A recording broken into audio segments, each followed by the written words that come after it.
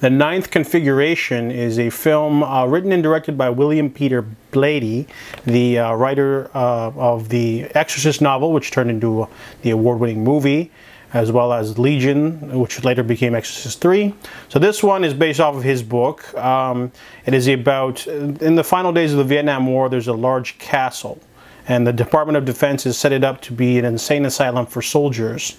So there's a lot of mentally ill soldiers and veterans up in this place, a lot of kooks, and Colonel Vincent Kane is sent there, played by Stacy Keach.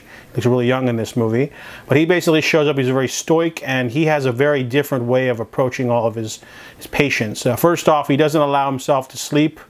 Not like a set schedule, but basically he doesn't do appointments. He allows any of the patients to just walk into his office if they need to talk to someone, because they're all really like eccentric types. There's like a black man who wants to be Superman.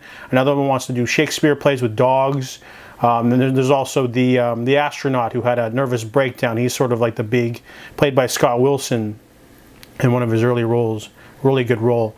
But basically, the two of them basically face off the most, because Scott Wilson's very depressed about the world, and they each have like their own certain things. But then also Colonel Kane is also plagued by nightmares. And then of course the first half of this movie is really different in tone from the second.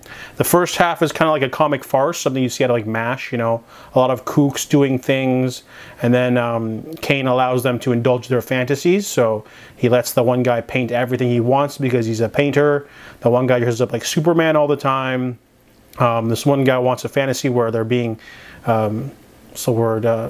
oppressed by Nazis, so he puts on a Nazi uniform to humor him. So then the movie quickly shifts into a different kind of movie in the second half.